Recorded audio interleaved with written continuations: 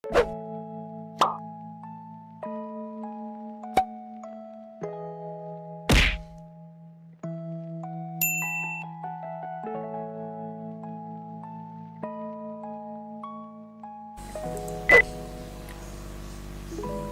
all, welcome back to my YouTube channel called Irrigation and Water Engineering. The topic of today, we are going just to discuss CROPWAT. What is CROPWAT? CROPWAT is one of the tools or software used in agriculture, mainly in irrigated agriculture, when you want to know the crop water requirements, when you want to know the irrigation requirements, when you want to plan an irrigation scheduling in order to use available water resources efficiently. So first of all, if you want to use this tool or software, let me tell you that it is a software or tool that was developed by FAO, Land and Water Development Division. It was developed just to help scientists, to help researchers, to help professionals or farmers or other interested people who are just aimed at just using efficiently agricultural water. So first of all, if you want just to use CROPWAT, first of all it has to be downloaded. So you type it just in Google, you type CROPWAT. Once you typed it, it is typed, just you search, then you go to this www.fao.org, then you click on CROPWAT, then you will get just this page. So here you can see just you have just a link, a downloading link. If you want to download just your software CROPWAT, you can easily download it just by clicking it. Just you see that it is coming in zipped just a file. You can unzip it, then install in your laptop. Once it is installed, a small icon like this will appear, CROPWAT 8.0. so you can easily just open it. Once it is opened, the window of CROPWAT appears like this. So this is a good software, a good tool just for calculating just the crop water requirement, irrigation requirement, irrigation scheduling, to know when to irrigate, how much to irrigate, to apply, and so on. So of course, if you want to use this tool, or if you want to use CROPWAT, you will need some input data like climatic data. Let's take an example. You need to input some climatic data because when you are growing a given crop, let's assume that you want to grow tomato in your field. So of course, to know how much water you will just apply from irrigation, you have first of all to know the climate in your area, to know what is the level of evaporation, what is the level of transpiration, which is in combination called evapotranspiration. How much rainfall am I getting in my area, so that I can see the deficit, the lacking amount of water, so that it can come from irrigation. You will need, of course, the climatic data. I was saying that I will need just rainfall, that is part of the climate. You will also need just the data on your crop. What kind of crop are you going just to irrigate? So it has just to be identified, the crop, and the soil type, and so on. Once you fill this data, you can easily continue with just the crop water requirement calculations. Of course, when you are using this software or tool called CROPWAT, you will need some data. Let's start by climate. If you want data on climate, you need, of course, long data which were recorded for a long period, let's say maybe from 20-30 years. Yeah, then you make an average. These are daily minimum temperature, these are averages. Daily maximum temperatures, these are averages. So if you have data of 30 years, you can make averages, then you put them here. You have your humidity percentage, you have a wind speed, you have the sunshine hours. These are the data you have to fill in. Assume that you have a temperature for 12 minimum. For February you have maybe 13. Yeah, you have 11. Yeah, you have maybe 10, and so on. You fill it, then this software will calculate for you the overall average for the whole 12 months. The same, you fill the maximum temperatures, you fill it, and so on. You can get this data from your local meteo or weather stations, or you can download this data using online database for climate. Yeah, and so on. So you can feel humidity and so on in your local area, wind speed and so on, and sunshine hours. So the remaining will be calculated by just the CROPWAT using the appropriate formula, which are inbuilt formulas. Some of the formula which are used to calculate the difference of evapotranspiration include just Penman. It is already here. We have temperature, minimum and maximum temperatures. You have just your humidity, wind speed, sunshine, and the temperature, of course. The reference of evapotranspiration. If you want, you can change the unit in which just the humidity will be expressed. Maybe you can put your humidity in vapor pressure in kilopascal. You can put your wind speed in meter per second. You can put your sunshine hours in hours or in percentage of day length and so on. But me, I will keep these units which we are in before. So on. If you don't have just this long period data on climate, you can use another just database, climatic database, which goes hand in hand with just CROPWAT, and that database for climate was also developed or provided by FAO. So if you want that database, you can just go to Google, of course, type CLIMWAT, so, and click on just enter. Once you get this, you can just easily click here, CLIMWAT.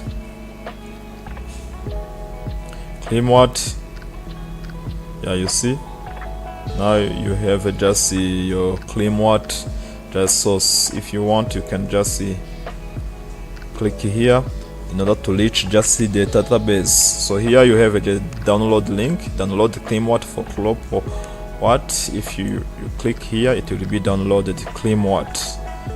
So once it is here, it is zipped. If it is ready for use, you can just unzip it, then install it. Once the CLIMWAT is installed, let me remind you that it is just a database with climatic data, and it goes in hand with just CLIMWAT. It can help you to give you some long time climatic data. Once it is installed, the CLIMWAT, so it looks like this. So when you open it, the CLIMWAT, it will look like this. Assume that you want to use some of the data which are in this database CLIMWAT. Just search your country here. You can search your country. There are different countries. Yeah, you can. Let me search maybe Rwanda. This is Rwanda. Double click. once it is double clicked, so you will see some stations which have data in this database. So here, let me, for example, I wanted to export some data of maybe Ruhengeri. Yeah, this is one of the locations or the stations in Rwanda. Let me export, I want to export maybe Ruhengeri. Let me export this data, export this climatic data. So I want to know where I should maybe save my data. Let me maybe save in C, in show apps. Maybe let me call it, let me create a new file or folder where I will save my data. So then click export pen. So the data are now exported. So when you go to in C, when you go in C, show apps, then you click, you see they created just a folder. Is this my CROPWAT files? So you see Ruhengeri. Now I can easily use this data for my calculations. So let's go back to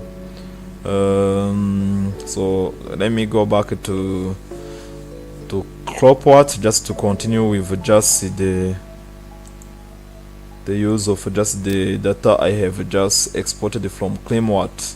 If I want just to use those data I have just exported, I can just go to open, search for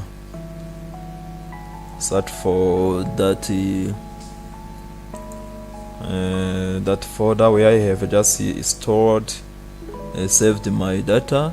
They are in Shushu apps. This is it. This is Ruhengeri. Once it is clicked, you see my data will appear.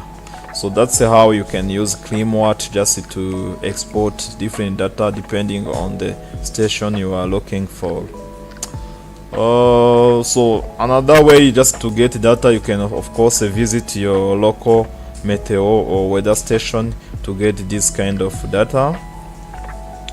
For example, in my country, so I'm in Rwanda, if I want some data, I will visit Meteo Rwanda to get more data, which can be used just in CROPWAT, Rwanda Meteorological or Rwanda Meteorology Agency, or I can also use maybe the database called Maplum to access some maps or some data and so on. So there are different ways you can get just climatic data depending on where you are. So let us continue with just CROPWAT. This is how I can insert climatic data. So you see now CROPWAT has calculated for me the reference evapotranspiration. If you can calculate just the reference evapotranspiration, it will help you to calculate as well the crop water requirement.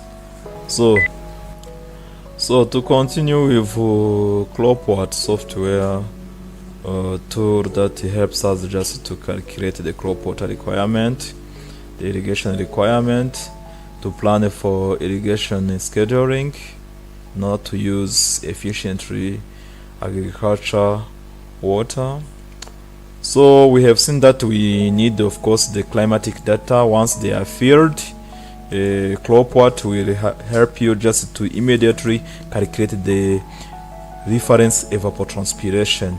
This is the evaporating power of the atmosphere in your area. So this is just the value which represents just the evaporation and transpiration or the evapotranspiration of just a watered crop or a reference crop.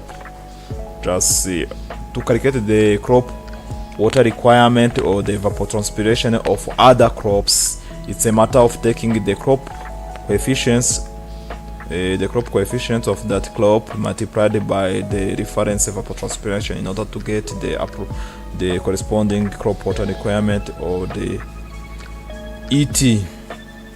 So that is one. So the formula just used in the calculation of reference evapotranspiration, it is the Penman method, one of just the formula used. The Penman method looks like this. This is the Penman method to calculate the reference evapotranspiration in millimeter per day. This is it, and these are the explanations of each component of that equation. Let us continue. Once you are done with the climatic data, the next issue is to provide the rainfall data. You click on this module. If you have your data, you can fill them. Assume that you have data of long period, let's say 20-30 years. Then you make average for January. You get just assume that we have 123 millimeter in January. Let's say in February we have 36 millimeter, and so on. So once you fill this just a column, there is just another column here called effective rainfall. What is the difference between rainfall and effective rainfall? The effective rainfall is that part of the rainfall which will be just stored in the root zone. Once the runoff, the deep percolation are removed, so the remaining part which will be used effectively by the plants is the one called just effective rainfall. So you see it is less than the normal rainfall. Here we have 98.8 millimeters. So this is the one that is will remain in the soil and be used by the crops.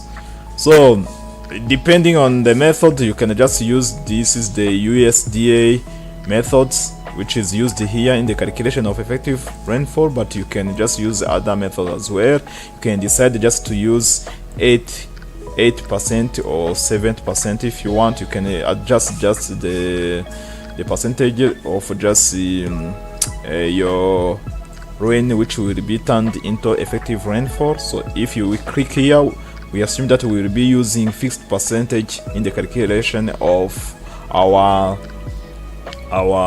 effective rainfall. If you click OK, so the formula changes to fixed percentage. It means that if I put here 100, 80% is just 8 millimeters. So this is the formula we have changed to. If you want, you can use an empirical formula. You can use just this USDA or dependable rain and so on, or just assume that the rain is not considered in the irrigation calculation. When you click here and you click OK, it will assume that there is no rainfall. We are assuming just that the total water that will be required by the crops in order to grow will come from irrigation. So but in this example, we will keep this USDA Soil Conservation Service formula, so and so on. That's one. If you have just if you have data that you want maybe to copy somewhere in an Excel sheet, you can maybe do it also. Copy this data, climatic data, let's say rainfall data, copy them, then you can paste them in this in this table. Paste, accept pasted data. Yes, I accept. You can name this data, assume that it is maybe a station called maybe Musanze, or let's say call it maybe Gisenyi, one of the sites in Rwanda, Gisenyi. Then you can easily save it. Or if you don't want to save this data, you can also just open other data which are already created which comes with just CROPWAT. So you can maybe click on this column or whatever you want. You can click here. These are data which come with just CROPWAT once it is installed. You can just open another one. You can click here and so on. So for demonstration purpose, so let us change, of course, our formula to USDA. So this is it, and so on. That was just rainfall data. These are the data that you can get from your local meteor or weather station. Let's go to crop data. Of course, if you are using CROPWAT software or tool, the aim is just to put different data on climate, of course, rain, temperature, minimum, maximum, sunshine, humidity, and so on, the crop data. So the required data here, it's a matter of putting just the name of your crop and put this data. So the planting date, if you are planting, let's say, tomato, you can write tomato here. You can put just the planting date. Assume that my planting date maybe is just the 1st of June. You can put also the crop coefficients. You know, the crop coefficients will help you just to calculate the crop water, the ET, the evapotranspiration, or the crop water requirement. Now to get these KC values, you can just use also just you can go to Google and just go to this FAO website and then look for crop information. When you click on crop information, you will easily get different crops with the respective just information. Let's take an example of tomato. When you click on tomato, you will get different just data, including the crop coefficients. You see here we have crop coefficients. Crop coefficients vary depending on the growth period or development period of your crop. You see that here you will have different crop coefficients. This is for tomato. Each crop has, of course, the initial stage. When at the beginning, it has the crop development stage, it has the mid-season stage, and the late season stage. So the crop coefficients, you can easily get them here. If you have 0.6 at the initial stage, you can write it here for your tomatoes, and so on. For development, you can just also write or find it on your website. We have here just 1.15. You can write it here, 1.15, and so on and so on. And you put the days that the stage, the growing stage, it will take. You can get this data as well on the website. Stage length, yeah, depending on the region, you can just decide how many days to take. The initial stage will take, the crop development stage will take, and so on. And fill this data in CROPWAT and so on. You can also just see the rooting depth of just your crop. If at the beginning it is, let's say, maybe 0.5 meters, you can put it. And when it is at maturity, you can put what is the height of maybe your root depth. You can put it here as well, and so on. and you can put this data as well, the critical depression, the yield response, and so on. But remember that CROPWAT comes with just some data you can directly open, like a tomato. If you are looking for tomato, you can come to this file and look for tomato. Let's go down and try to find the tomato.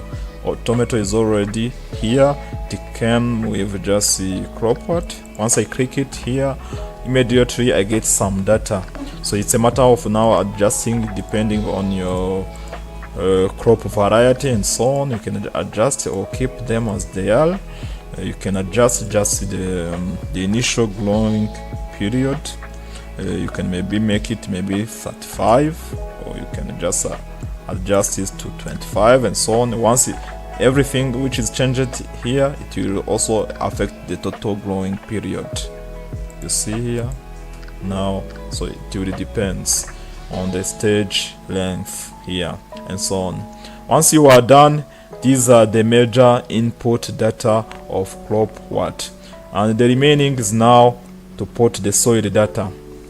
Soil data, assume that you have a given soil type, or if you don't know, you can take some samples and analyze them in your laboratory. So once you get just the percentage of each soil type, you can use a triangle to know the soil type, or just use some tools like this one, soil water characteristics. It can help you just to know your soil you have, the soil you have. Assume that, let me minimize this.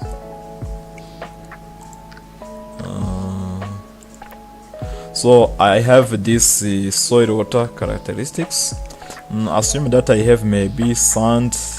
The sand is maybe 30% of the total soil. I have maybe clay soil. I mean, the clay part is, let's say, 40%. Immediately I can easily just get the soil type here. So now my soil, if the sand is 30%, the clay is 40%, and the remaining will be maybe silt and so on, my soil will be, of course, clay with some characteristics here. If you know how much organic matter in your soil, you can adjust here. You can maybe make 3. If you know the salinity, you can put here. If you know the percentage of gravel in your soil, you can put, and so on. If you know the level of compaction of your soil, you can put it, and then it will show you different data that might help you in filling in the CROPWAT. Let's go back to the CROPWAT. So I have already opened my soil module. Maybe the soil, I have found that the soil is clay. I can fill the soil type here. The difference between the field capacity and the wilting point, you can fill them millimeter per meter of soil. You can just find that value may be here if you want. You can, first of all, you need to change the units to make metric system. So here I have my available water. If you want, you can change this value. This is 0.13 centimeter per centimeter of soil depth. You can change to millimeter per meter of soil depth. If you want, you can make calculations and fill them here, and so on. You can also find out just the maximum rain infiltration rate of your soil and put it here. The maximum rooting depth, put it here.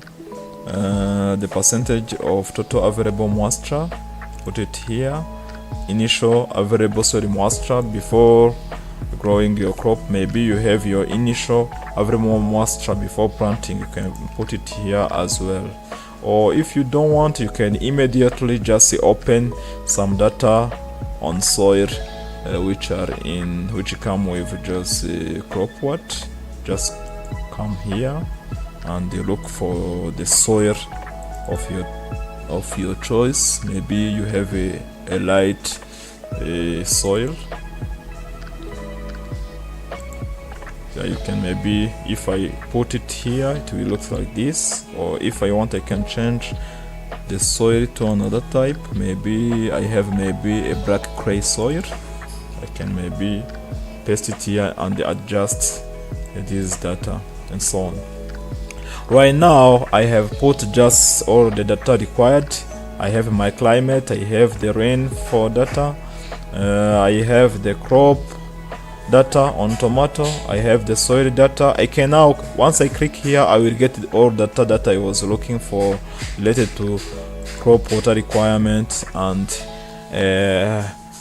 so on. So let's see how here the table or data are presented. You remember that the planting date was the 1st of June. The harvest was just the 18th of October. So let's see here. So June. So here the data are presented in what we call decades. Decade 10 consecutive days. You see, in June we have the first period of 10 days. It means from the 1st of June to 10th of June. We have the second decades, maybe from 11th to 20th of June and so on. So each here you have June, it has 3 decades, meaning maybe 30 days. So each decade has its own data. So up to, you remember that we will be harvesting our tomato on which date? Let's go back to the data of crop. We will be harvesting on 18th of October. So let's see here, 18th of October. It's almost in the second decade of October. So you see now my period is divided into different stages. The first 2 decades of June are initial stage, and the following decades up to here are development stages. From August, in August up to the first decade of September, it will be the mid-season stage of my tomato, and the last let's say the last 4 decades are late season, where the crop needs less, is ready to be harvested. It needs somehow less water compared to development stages. Now we have our crop coefficients. They have been distributed like this. Remember that our crop coefficients are this. Initial stage we have 0.6 and so on. Initial stage, let's go to initial stage, 0.6.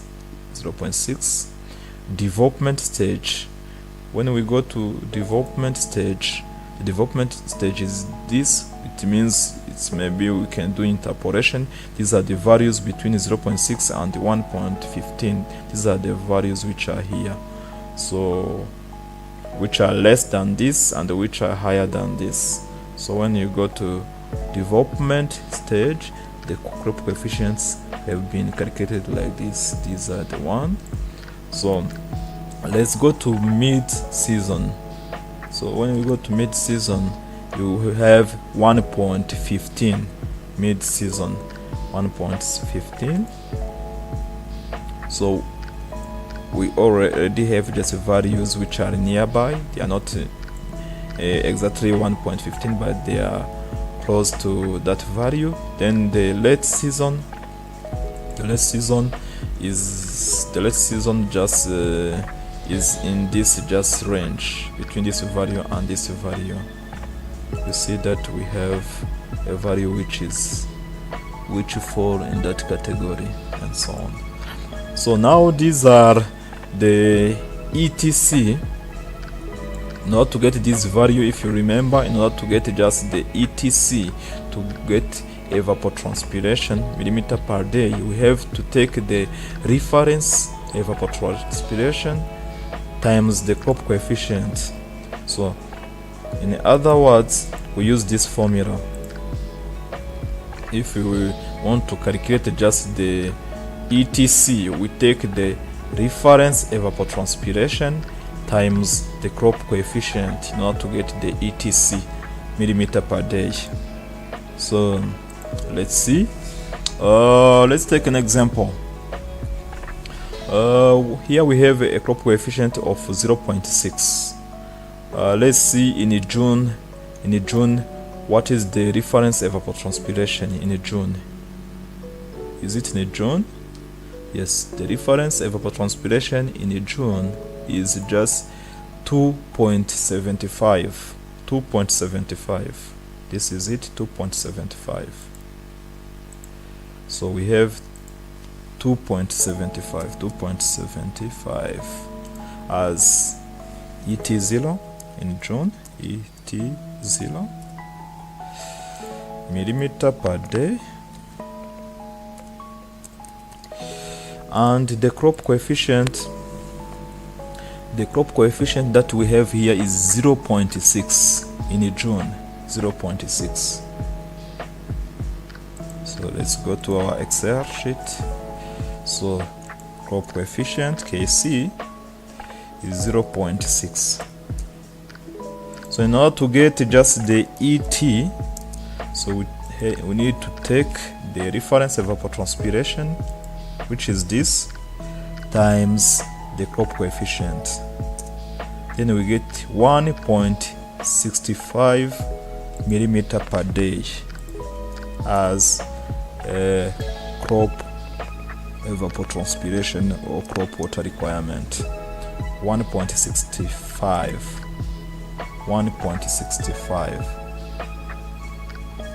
So more or less is just close to this value, 1.63, 1.65. This is it, something like that. They are close to this value, and so on. So you should know that when you want to calculate just the ETC, you take the reference evapotranspiration of that month times the crop coefficient. The crop coefficients are here.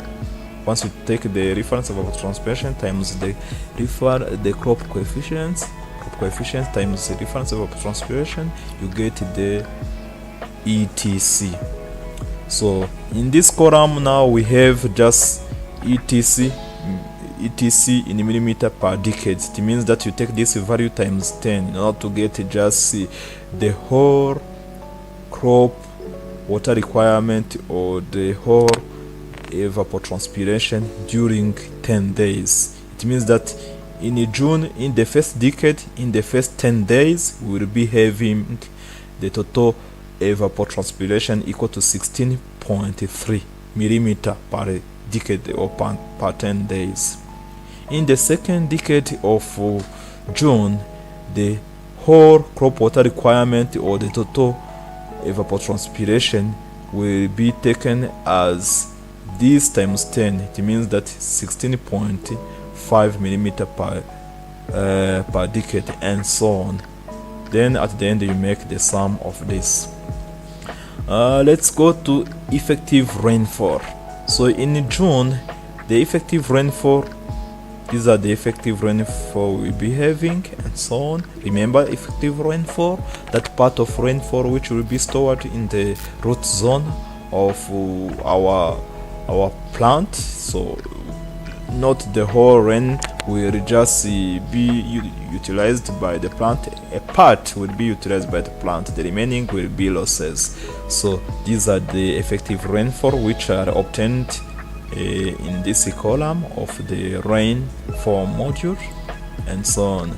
So now to get the irrigation requirement, remember the purpose of CROPWAT is just to know the evapotranspiration or the crop water requirement, which are this, and to also calculate the irrigation requirements. So in order to get the irrigation requirement, it's a matter of taking the crop evapotranspiration or crop water requirement minus the effective rainfall, then you get this.